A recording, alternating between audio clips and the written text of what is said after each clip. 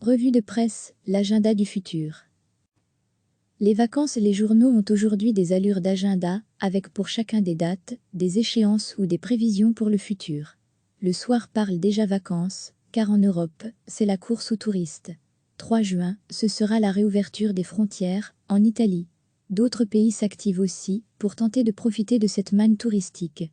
Chez nous, la date potentielle pour l'ouverture des frontières, c'est le 8. En Pologne, le 12. En Allemagne, le 15. L'Espagne, ce sera déjà dans 4 jours, mais enfin, les frontières de la Belgique là, ne seront pas encore réouvertes. Loin, loin, loin, dans ce calendrier, la France, dont la réouverture annoncée est toujours prévue le 30 octobre. Le soir annonce un plan tourisme européen. Ce sera pour la fin de la semaine. Si tout va bien. Et on lit alors cette phrase, on manque encore d'informations sur la manière de pouvoir les vivre ces vacances. Bertrand Réau, sociologue dans Le Soir, les terrasses, les restaurants, ça, c'est prévu pour la mi-juin, annonce Sud Presse. Ce n'est pas une information officielle. Plutôt l'avis plus ou moins averti d'Yves Van Laetem, le porte-parole interfédéral. La dernière heure préfère ne pas avancer de date précise. À vrai dire, il n'y en a pas encore, juste des pistes, reconnaît le quotidien, qui évoque notamment ceci, privilégier les terrasses, pour être à l'air libre. Il existe un autre agenda, moins riant, celui des faillites. Et à ce sujet, l'Écho prévient, un déferlement de faillites prévu pour l'été, que ce soit dans l'événementiel, la culture, ou l'ORCA.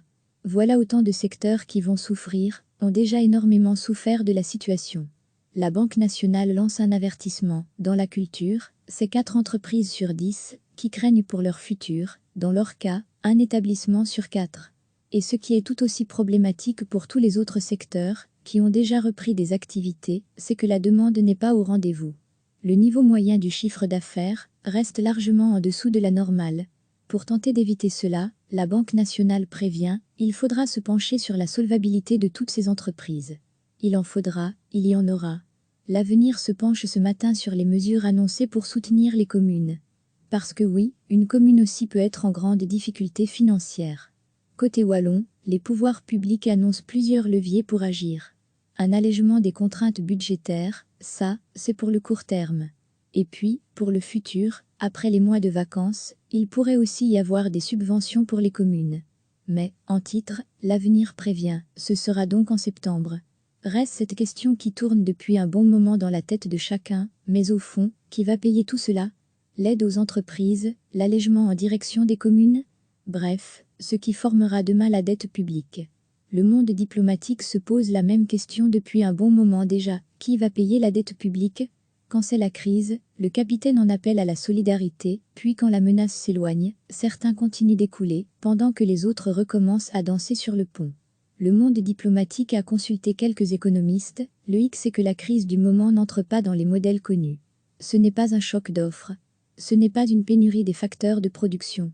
Ce n'est pas un effondrement de la demande. C'est plutôt que les États ont décidé de mettre à l'arrêt tout, qui produisait quoi que ce soit. Qui va payer ? Le monde diplomatique développe la question sur 2 pleines pages de colonnes bien serrées. Un peu long à résumer à 6 heures du matin, mais la piste qui conclut cet article, nos dirigeants seront peut-être amenés à choisir des méthodes iconoclastes, à rebours de tous les principes traditionnels. Les journaux ont aujourd'hui des allures d'agenda, avec pour chacun des dates, des échéances ou des prévisions pour le futur.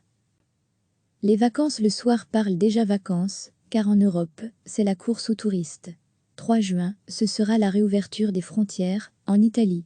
D'autres pays s'activent aussi, pour tenter de profiter de cette manne touristique. Chez nous, la date potentielle pour l'ouverture des frontières, c'est le 8. En Pologne, le 12. En Allemagne, le 15. L'Espagne, ce sera déjà dans 4 jours, mais enfin, les frontières de la Belgique là, ne seront pas encore réouvertes. Loin, loin, loin, dans ce calendrier, la France, dont la réouverture annoncée est toujours prévue le 30 octobre. Le soir annonce un plan tourisme européen. Ce sera pour la fin de la semaine. Si tout va bien.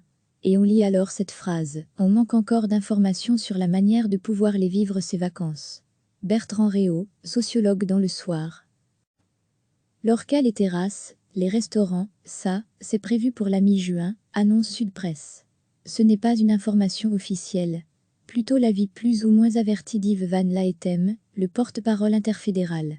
La dernière heure préfère ne pas avancer de date précise. À vrai dire, il n'y en a pas encore, juste des pistes, reconnaît le quotidien, qui évoque notamment ceci, privilégier les terrasses, pour être à l'air libre. L'autre agenda, moins réjouissant. Il existe un autre agenda, moins riant, celui des faillites. Et à ce sujet, l'Écho prévient, un déferlement de faillites prévu pour l'été, que ce soit dans l'événementiel, la culture, ou l'ORCA. Voilà autant de secteurs qui vont souffrir, ont déjà énormément souffert de la situation. La Banque nationale lance un avertissement. Dans la culture, c'est 4 entreprises sur 10 qui craignent pour leur futur, dans leur cas, un établissement sur 4. Et ce qui est tout aussi problématique pour tous les autres secteurs, qui ont déjà repris des activités, c'est que la demande n'est pas au rendez-vous. Le niveau moyen du chiffre d'affaires reste largement en dessous de la normale. Pour tenter d'éviter cela, la Banque nationale prévient, il faudra se pencher sur la solvabilité de toutes ces entreprises. L'agenda des mesures de soutien, il en faudra, il y en aura. L'Avenir se penche ce matin sur les mesures annoncées pour soutenir les communes. Parce que oui, une commune aussi peut être en grande difficulté financière. Côté wallon, les pouvoirs publics annoncent plusieurs leviers pour agir.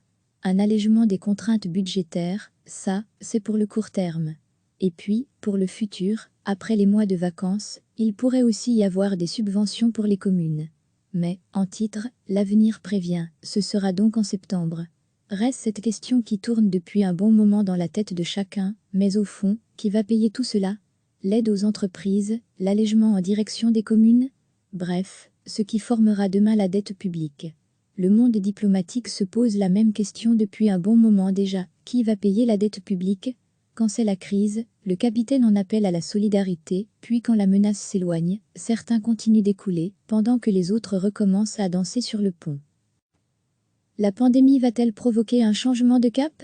Le monde diplomatique a consulté quelques économistes. Le hic, c'est que la crise du moment n'entre pas dans les modèles connus. Ce n'est pas un choc d'offres. Ce n'est pas une pénurie des facteurs de production. Ce n'est pas un effondrement de la demande. C'est plutôt que les États ont décidé de mettre à l'arrêt tout qui produisait quoi que ce soit. Qui va payer ? Le monde diplomatique développe la question sur 2 pleines pages de colonnes bien serrées.